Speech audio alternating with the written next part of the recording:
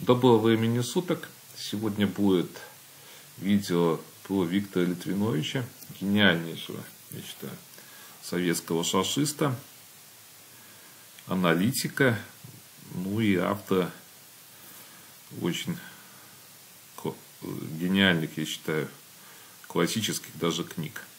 Сразу я хочу поблагодарить Джейка Кача. В его библиотеке я нашел такой небольшую, можно сказать, ну это даже не книга, но компиляция.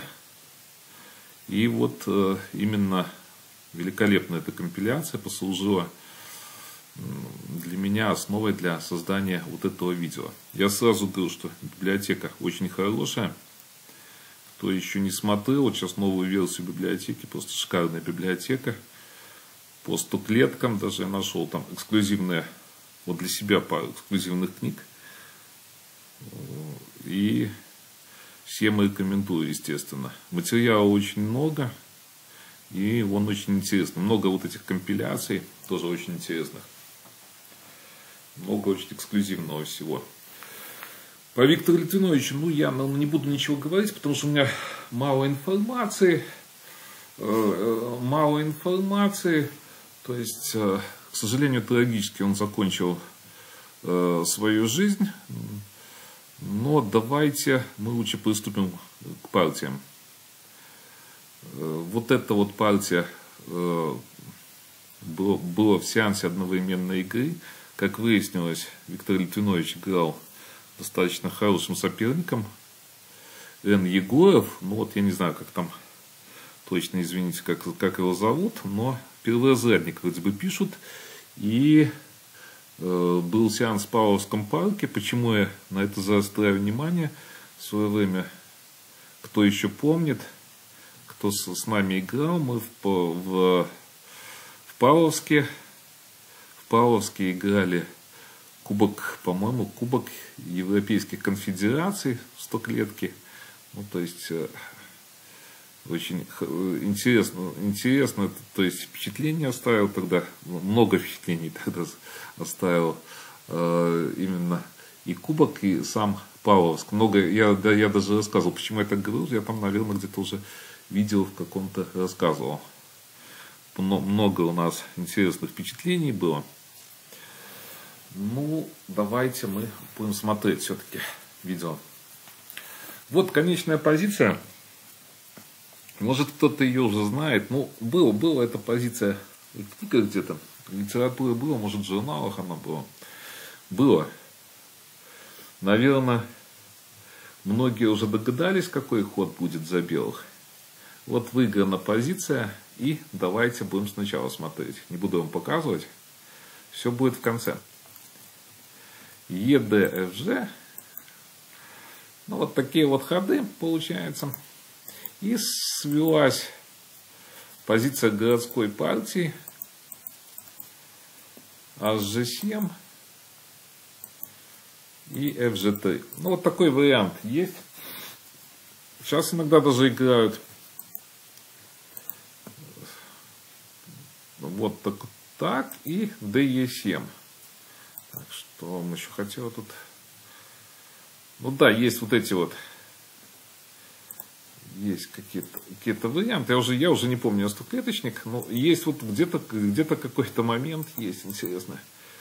Что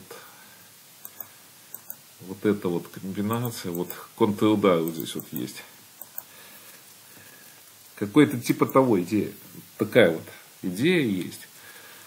Ну, надо точно там посмотреть. Я вспоминаю, но не буду я вам уже показывать. Я там кое-что помню, не буду вам показывать, но идея такая есть. То есть HG3. И вот B5 сыграли.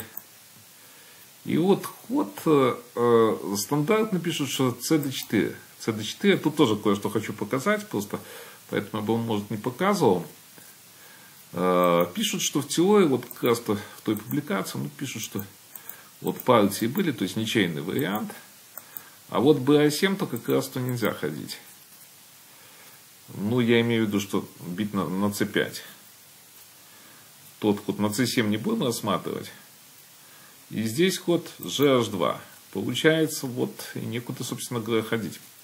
Fe5 и вот ед4. Понятно, на этот ход такой ход есть. Там еще, кстати, комбинация есть, но я не знаю, как оно тут. Так, ну 4, это много шашек, нет, отдавать. Много шашек. Почему я об этой комбинации? Вот, об этой комбинации начал говорить, потому что есть, вот, может, это же еще сегодня вам покажу. Ну, вообще, ну, сегодня не буду уже. Потому что Литвинович, значит, Литвинович.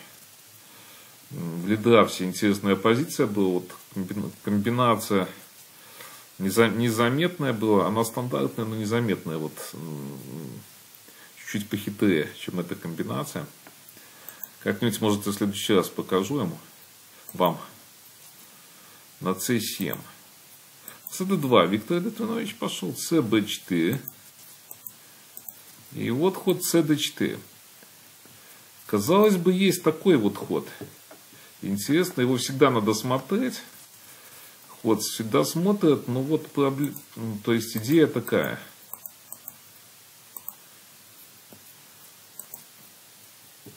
Ну, тут надо ловить. Но ничейная позиция. Ничейная, понятно, позиция. Шашек поровну, но здесь, во-первых, такой и такой ход есть. Видите, отдали, и все, и никакие идеи не проходят. И следующий момент, ну, наверняка белые не ходили бы ради этой идеи. cd4, ba3. Здесь интересно, опять, если проводить, то ничья, но понятно, конечно, понятно, что что-то уже задумали белые. Что-то задумали белые, наверное, не ходили бы на эту позицию, чисто психологически, мне кажется. cb6, и вот ход ef4.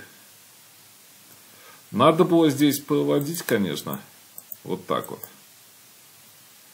Но пошли bc5, на c7, и вот здесь красивейший удар. Красивейшая идея. АБ2. Давайте я вам самое простое сейчас покажу.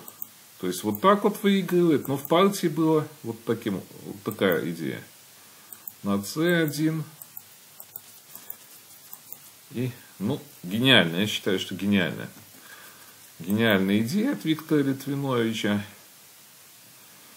И сегодня давайте вот это на этом закончим, потому что, ну, не хочу я вот эту гениальную идею, то есть Виктора Литвиновича после гениальной идеи чего-то еще показывать. Итак, до новых встреч.